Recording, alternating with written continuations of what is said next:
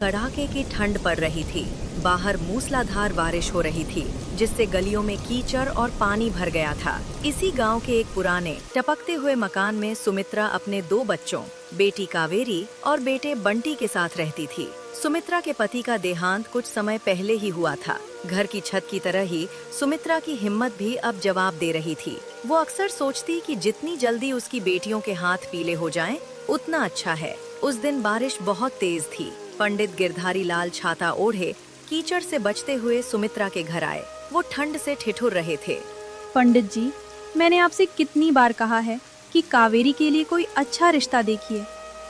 लड़की 20 साल की हो गई है, अब और कितनी देर घर में बैठाऊंगी। पंडित जी ने अपना गीला गमछा निचोड़ा और बोले, भाभी जी, मैं क्या करूं? मैंने बहुत जगह बात चलाई, लेकिन हर कोई दहेज का भूखा है। कोई नकद मांगता है तो कोई गाड़ी घोड़ा।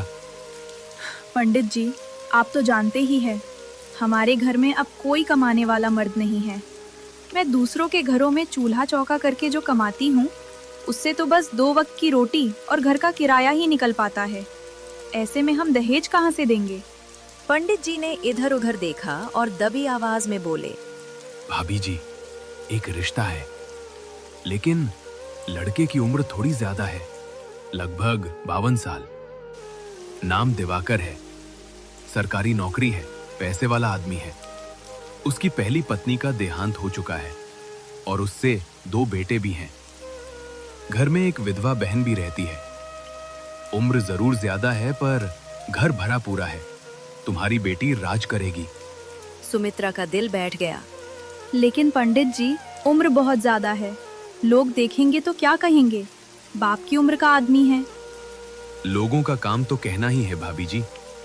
अगर अच्छे और जवान लड़के के घर ब्याह होगी तो दहेज तो देना ही पड़ेगा।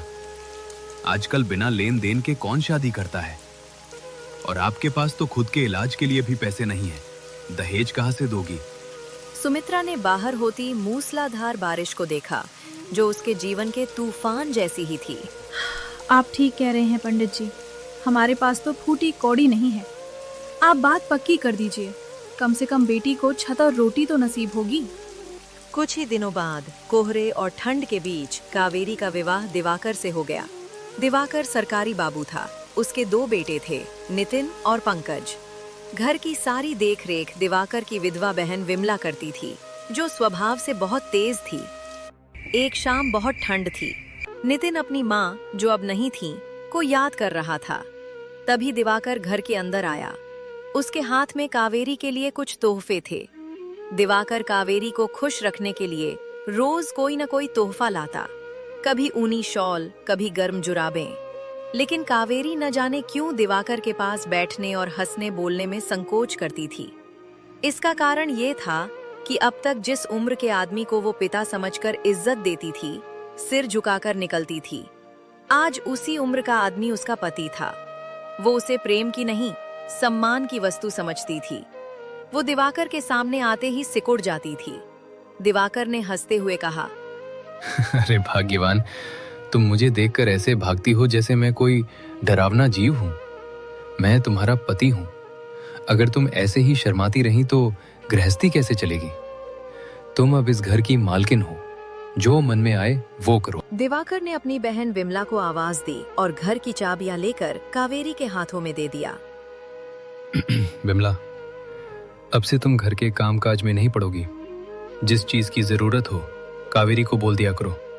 और कावेरी, तुम विमला दीदी का ध्यान रखना। बेचारी सारा दिन घर की चिंताओं में घुरी रहती हैं। मैं हर महीने की तनख्वाह तुम्हारे हाथ में रख दूंगा। घर का खजाना अब तुम्हारे पास है। दिवाकर ने पूरे महीने की कमाई कावेरी के हाथ में रख दी।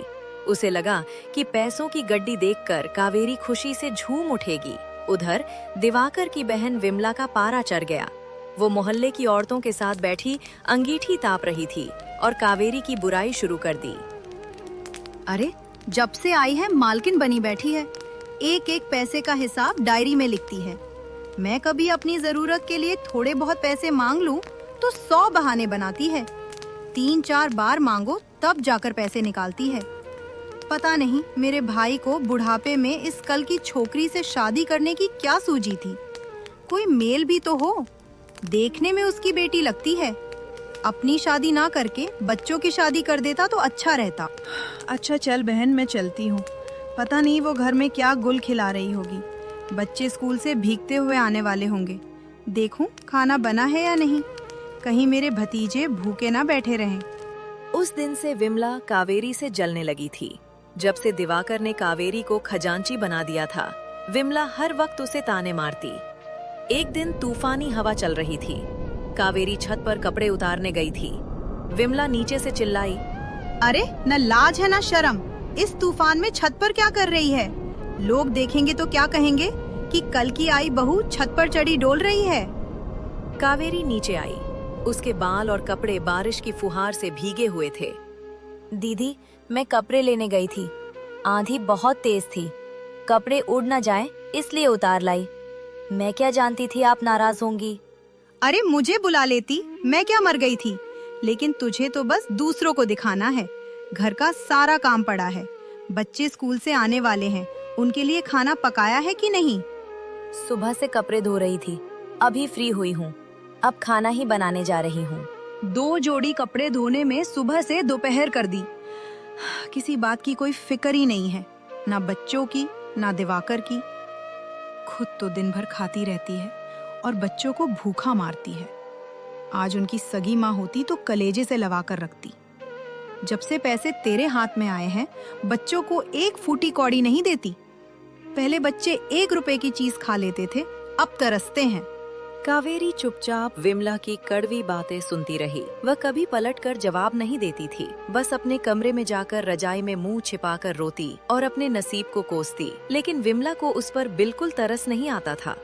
एक रात बाहर बिजली कड़क रही थी। कावेरी ने दिवाकर से कहा, आप जरा दीदी को समझा दीजिए, वो क्यों मेरे पीछे पड़ी रहती हैं? तुम्हें कुछ कहा है क्या? रोज ही कहती हैं, मैं जुबान से बता भी नहीं सकती। अगर उन्हें इस बात की जलन है कि चाबियां मेरे पास क्यों हैं, तो आप उन्हीं को रुपए पैसे दीजिए। मुझे मालकिन नहीं बनना, मुझे बस शांति चाहिए। ये कहते कहते कावेरी की आंखों से आंसू बहने लगे। दिवाकर को कावेरी के प्रति अपना प्रेम दिखाने का मौका मिल गया। वो गुस्से में बोला, मैं आज ही उनकी खबर लेता हूँ। साफ कह दूंगा, रहना है तो चुपचाप रहो, नहीं तो अपना रास्ता देखो। इस घर की मालकिन तुम हो। वो यहाँ तुम्हारी मदद के लिए है, हुक्म चलाने के लिए नहीं। अरे मैंने सोचा था कि विधवा है, अकेली है, घर में पड़ी रहेगी। लड़कों की देखभाल के लिए एक औरत की जरूरत भी थी, लेकिन इसका मतलब ये नहीं कि वो तुम्हारे ऊपर राज करे। लड़कों को सिखा देती है कि जाकर माँ से पैसे मांगे। लड़के आकर मेरी जान खाते हैं। अगर डांटता हूं तो वो मुझ पर ही चढ़ दौड़ती है।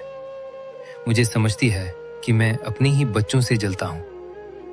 दिवाकर ने विमला को बुलाया। बाहर बादलों की गर्जना हो रही थी और अंदर दिवाकर की आवाज गूंजी, विमला, तुम्हें इस घर में रहना है या नहीं? अगर रहना है तो शांति से रहो। कावेरी को उल्टा सीधा क्यों सुनाती हो? उसमें कोई कमी है तो मुझे बताओ। विमला समझ गई कि बहू ने सारी बात बता दी है, लेकिन वो दबने वाली औरत नहीं थी। वो बोली, अरे क्या हुआ जो तुम इतने आपे से बाहर हो रहे हो? निकल गई सारी अकल? कल की लौंडिया ने जरा सी शिकायत क्या की, तुम तो तलवार निकाल कर खड़े हो गए। तुम हमेशा उसे परेशान करती हो, बात बात पे ताने देती हो। अगर कुछ सिखाना है तो प्यार से सिखाओ। तानों से इंसान का दिल जलता है। तुम्हारी यही मर्जी है ना कि मैं किसी बात में ना बोलूं, यही सही। लेकिन फिर ये ना कहना कि घर का सत्यानाश क्यों हो रहा है। मेरी बातें जहर लगती हैं तो मैं चुप ही रहूंगी। मुझे क्या, कुछ भी करती फिरो। इतने में नितिन और पंकज स्कूल से भीगते हुए आ गए। आते ही दोनों बुआ के पास जाकर खाने को मांगने लगे। दिवाकर ने कड़कती आवाज में कहा, जाकर अपनी नई अम्मा से क्यों नहीं मांगते? आज से मुझसे या बुआ से कुछ नहीं मांगना। जो लेना है कावेरी से लेना। फिर उसने बच्चों को धमकाते हुए कहा, अगर तुम दोनों ने अपनी माँ को परेशान किया तो टांगे तोड़ दूंगा। सारा दिन आवारागर्दी करते हो, थोड़ा पढ़ भी लिया करो। नितिन, अगर मैंने सुना कि तूने माँ को तंग किया है तो तुझे हॉस्टल भेज दूंगा। विमला ने तुरंत आग में घी डाला। कावेरी को तो आप कुछ नहीं कहते हो, बस बच्चों को ही धमकाते रहते हो। बच्चे स्कूल खाली हाथ जाते हैं, दूसरे बच्चे कुछ खाते हैं तो इनका मुंह ताकते हैं। मैंने कब मना किया? मैं तो खुद नहीं खाती, लेकिन इन्हें दे देती हूँ। कल ही तो पैसे दिए थे। इतना सुनते ही दिवाकर ने पंकज का कान पकड़कर मरोड़ दिया। लड़का जोर से चीखकर रोने लगा। विमला दौड़कर आई और बच्चे को छुड़ाया। अरे बस रहने भी दो, बच्चे को मार डालोगे क्या? हाय हाय, कान लाल हो गया। सच कहा है, नई बीवी पाकर आदमी अंधा हो जाता है। अभी से ये हाल है, आगे तो भगवान ही मालिक है। कावेरी से बच्चे का दर्द देखा न गया। वो भी दौड़ी थी, लेकिन विमला ने उसे रोक दिया। पहले आग लगा दी, अब बुझाने दौड़ी हो। जब अपने पेट से होंगे तब पता चलेगा। पराई औलाद का दर्द तुम क्या जानो? दीदी, मुझसे इन बच्चों का दर्द देखा नहीं जाता, वरना इस घर से कब की चली जाती। मैंने क्या आग लगाई? मैंने तो बस सच कहा था। अरे मैं तो इस घर में कांटा हूँ ना, मेरे ही कारण तुम्हारा घर बिगड़ रहा है। लो मैं जाती हूँ, तुम्हारे लड़के हैं, मारो चाहे काटो, मैं अब कुछ ना बोलूंगी। ये कहकर विमला पैर पटकती हुई वहां से चली गई।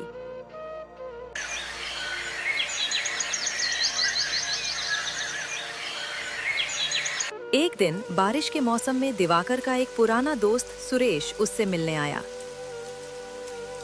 सुरेश ने दिवाकर को उदास देखकर कहा, यार आजकल तो बड़े मजे में होगे। नई और जवान बीवी मिली है, खूब सेवा होती होगी। कहाँ यार, जिंदगी बवाल हो रही है। सच कहता हूँ, शादी करके बहुत पछता रहा हूँ।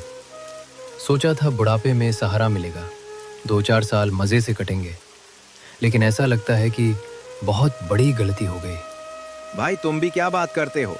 जवान लड़की को खुश करना क्या मुश्किल है? जरा उसे सिनेमा दिखाओ, उसकी तारीफ करो। लेकिन सबसे जरूरी बात, जरा अपनी सूरत तो देखो। तुम उसके पिता लगते हो, उसे खुश करना है तो जवान दिखना पड़ेगा। वो कैसे?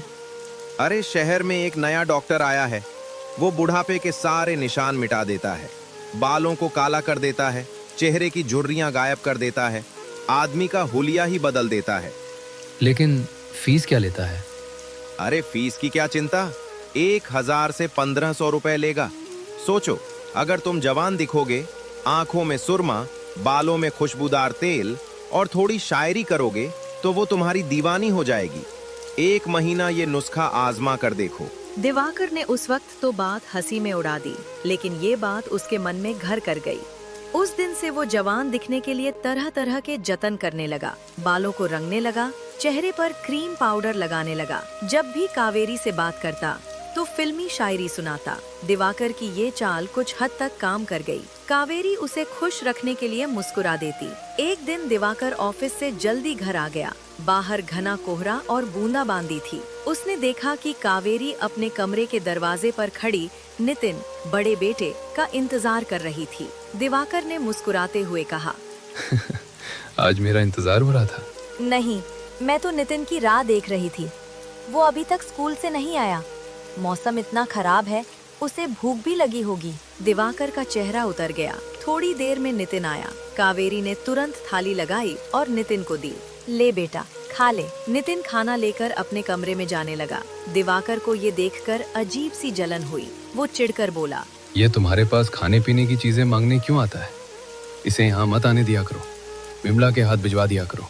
कावेरी ने यह सब दिवाकर को खुश करने और यह दिखाने के लिए किया था कि वह उसके बच्चों को कितना चाहती है। ये कोई बनावटी प्रेम नहीं था, उसे सचमुच बच्चों से लगाव हो गया था। लेकिन कावेरी का ये व्यवहार उल्टा पड़ गया। दिवाकर के मन में एक बेहद घिनौना शक पैदा हो गया। उसे नितिन, जो अब जवान हो रहा था, अपनी राह का कांटा लगने लगा। वह अपनी ही पत्नी और बेटे के पवित्र रिश्ते को शक की नजर से देखने लगा। उसने कड़े स्वर में कहा, मैं चाहता हूँ कि कल से नितिन स्कूल के हॉस्टल में ही रहे। मैंने प्रिंसिपल से बात कर लिया है। ये घर में आवारागर्दी करता है, वहाँ रहेगा तो पढ़ेगा। नितिन उदास होकर अपनी बुआ के पास गया और बोला, बुआ जी, बाबूजी मुझे कल से हॉस्टल भेज रहे हैं। कह रहे थे कि मैं यहाँ आवारा घूमता हूँ। विमला ने तुरंत ताना मारा, ये सब तेरी नई माँ का किया धरा है। उसी ने पट्टी पढ़ाई होगी कि लड़के को घर से निकालो। नहीं बुआ जी, माँ तो मुझे बहुत प्यार करती हैं, वो ऐसा कभी नहीं कह सकती। तू अभी बच्चा है, औरतों की चाल नहीं समझता। जा, मैं अभी पूछती हूँ। विमला कावेरी के पास गई और बरस पड़ी। क्या तुम सबको घर से निकालकर अकेले राज करना चाहती हो? नितिन को घर से निकालने की तैयारी हो रही है और तुम चुप बैठी हो। दीदी, मैं भगवान की कसम खाती हूँ, मुझे कुछ नहीं मालूम। मैंने तो बच्चों के बारे में कभी कुछ गलत नहीं कहा।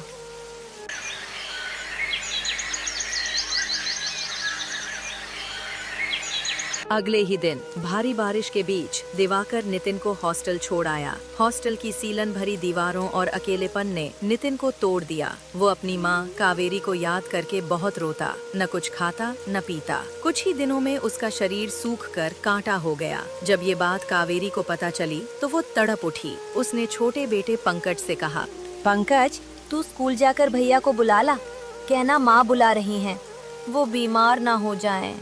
पंकज गया और नितिन से मिला। भैया, अम्मा तुम्हें बहुत याद करती हैं। जब से तुम गए हो उन्होंने खाना छोड़ दिया है, बस रोती रहती हैं। बाबूजी के सामने हंसने का नाटक करती हैं, पर अंदर से टूट गई हैं।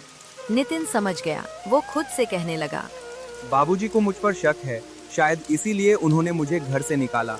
अगर मैं जानता कि मेरा अम्मा जी से बात करना बाबूजी को बुरा लगता है तो मैं कभी उनके पास न जाता। हाय, मेरी वजह से अम्मा जी को कितना दुख सहना पड़ रहा है।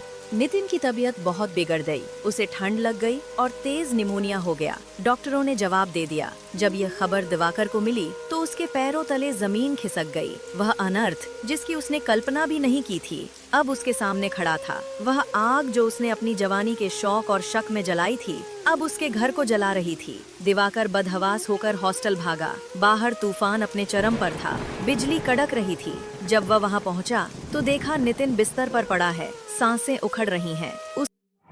Subscribe my YouTube channel and thanks for watching.